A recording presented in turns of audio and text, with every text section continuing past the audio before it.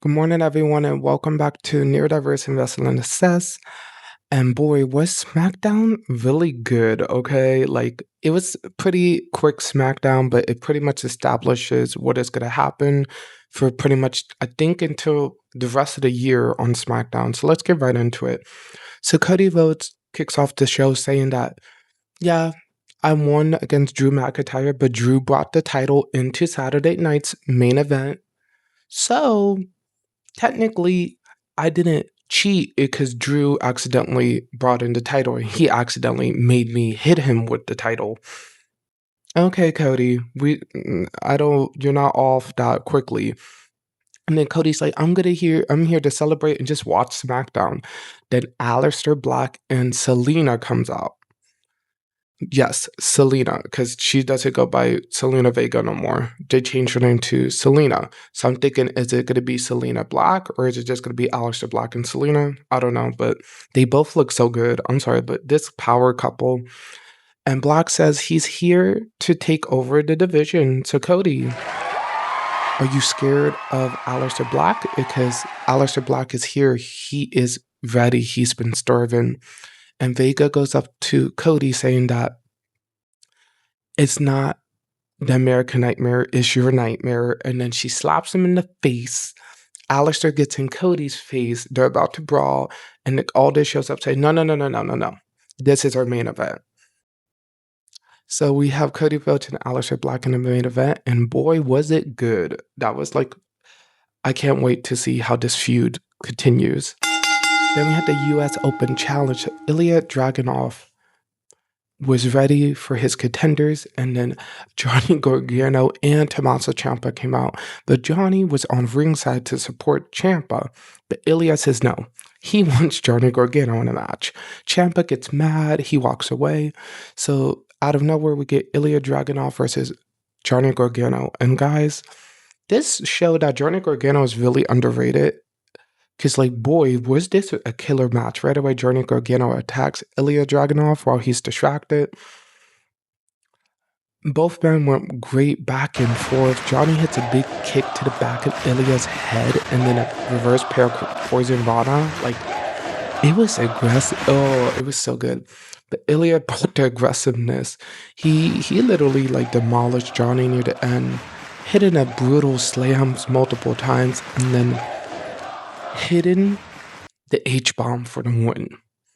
Ilja, like, I love this men's mid-card division on SmackDown. Like, all these men are love run up.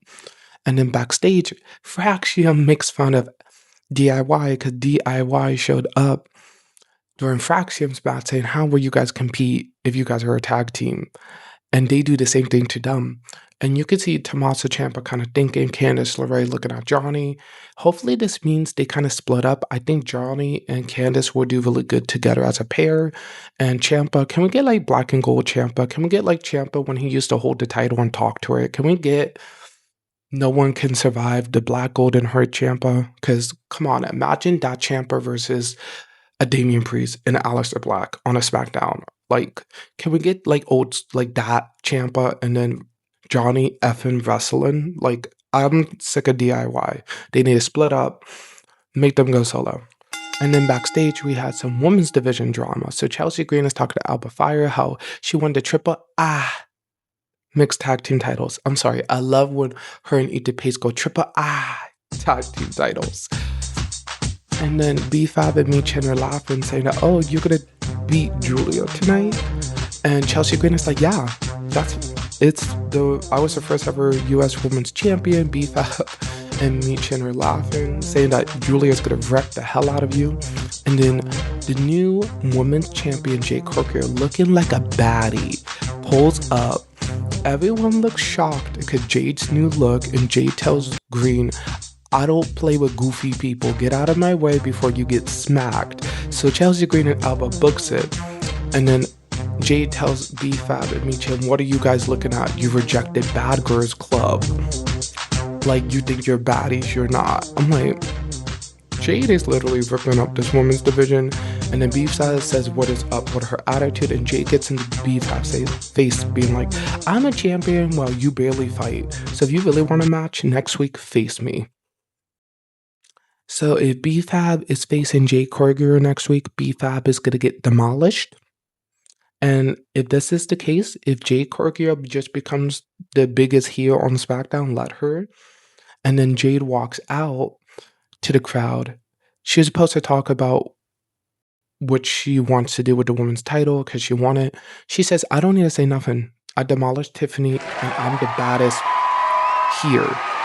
And is on top. Mic drop, walk away. What a icon. This is what I mean. Jade Cargill is so much better as a heel. I'm sorry, but when they booked her as a babyface, I did not buy it. Jade is so much better as a heel. And then on the way out, Charlotte Flair comes in and they kind of have a stare down.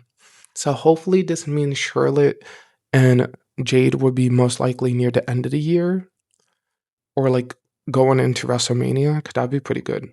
And then guys, we got Charlotte Flair versus Nia Jax. Round 2 of the botch match. If you remember a couple of years ago when Nia and Charlotte fought, it was an actual fight. It wasn't pro wrestling. They literally shoot and botched each other.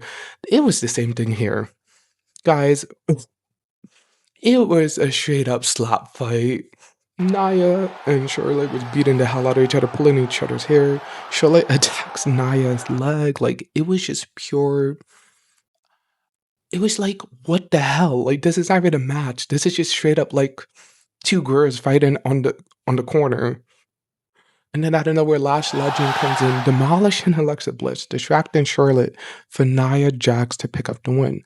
So pretty much, Nia Jax have a new bestie in Lash Legend. And I cannot wait, because these two powerhouses working together, it will be good. Then we get Nick Aldis announcing John Cena's last tournament matches. For John Cena's last match for the SmackDown bracket. So we have The Miz versus Jey Uso next week, as well as LA Knight. And he says, oh, surprising. He's like, I'm going to leave this a mystery. Guys, LA Knight's going to face a mystery opponent. So we don't know who it is. Could it be someone from NXT? Could it be someone from AAA? Could it be someone from Evolve? I'm thinking maybe TNA. If we can get maybe a freaking Kazarian, hey, if we can get a freaky Kazarian, maybe a Leon Slater, a Mike Santana. Like, if we can get Mike Santana on SmackDown, that would be the biggest pop in a while. Or we can get a return, because there's rumors that like Edge and some people maybe want to return to do their last couple matches in WWE. Hey, it could be maybe one of the Hardys. But pretty much that's the match to look for next week. LA Knight versus his mystery opponent. Then we get the US Women's Championship match between Julia and Chelsea Green. Ethan Page was by ringside supporting Chelsea Green, but Julia pretty much demolished her most of the match, hitting a Da Vinci right away, but a kick out. And then it was just awkward. The match, like, how do I describe it? Like, Julia beat the hell out of Green. Green tried her best. And then at the end, Green puts her feet up on the ropes, doing a roll-up, pinning Julia, retaining the championship. So what was the point of Julia becoming the US Women's Champion? Why take the championship off of Vega? This frustrates me. If they took it was fine if Julia took the title off of Zelina, but they could have built Julia up. This could have been Julia's, like, I don't know, like, her building up to the main card. Now she lost the title to Chelsea Green because Chelsea Green reign was about to be defeated. I don't know how to feel about this. Like, what the hell? If that's the case, they could have kept Julia on NXT. Like, bruh, like, this is what makes me mad about sometimes calling up the people too soon. Like, when you call up Julia too soon, same thing with Carmelo Hayes. They moved him way too quickly, and now they're actually doing something with him. So is this going to be the same issue with Julia? Is she going to take almost like a year and a half just to get built up again? It's not looking too good for Julia on WWE programming. Hopefully something changes. And then backstage, we have My Family Tree talking about how They want the tag team titles. They want the US title back. And they're going to do anything to take over SmackDown. And then Wyatt 6 here to Kadir the tag team champions. It's getting juicy. And most likely this will lead into a match. Please, God, if we can get Wyatt 6 versus My Family Tree at War Games, that would be so good. And I can see like a spot of maybe like Nikki Cross jumping into the match from the top of the cage. Like that's an ONG moment. I can see Dexter and Luke going against Tama Tonga and JC Mateo in some killer powerhouse spots. I could see Uncle Howdy and Solo going in a great back and forth. Like I can just picture that match and I can just see that match being so good. So please book it. And then we get Rey Fénix versus Tama Tonga. Rey Fénix tried his best with kicks, high flying moves, but Tama Tonga kind of squatted him like a fly. He kind of just squished them. Same thing. Rey Fénix is on SmackDown. He was building something and now he's getting squashed. This is not looking good for the international wrestlers in WWE programming. Like, oh my God. Hopefully it gets better for Rey Fénix. And then we get the main event of Cody Rhodes versus Aleister Black. And guys, it was a great back and forth. Aleister Black was doing his martial art background, quick back and forth. Cody was keeping up. It was really good. Cody hits some powerful slams. Aleister Black hits some devastating springboard kicks and like, playing those mind games. But then out of nowhere, Drew McIntyre attacks Cody, pushing Aleister Black out the way. But then Aleister Black, instead of beating up Drew, he teams up with Drew to take down Cody, and the Damian Priest comes out for the save. And then Nick Aldis suspends Drew McIntyre for a bit. I don't know where the storyline's going. Hopefully a fatal four-way match, but damn, this is getting good and I cannot wait. So that's pretty much a review of SmackDown. SmackDown is getting kind of hot. Same thing with Raw, because we're like a couple weeks away from War Games and it's kind of weird. Like literally, we're about to hit the second week of November and War Games is in like 3 or so weeks, and we had no announcement for the matches for War Games. So this is going to be really interesting to see who goes in the cage, who goes in the gladiator's pit. So we have to see.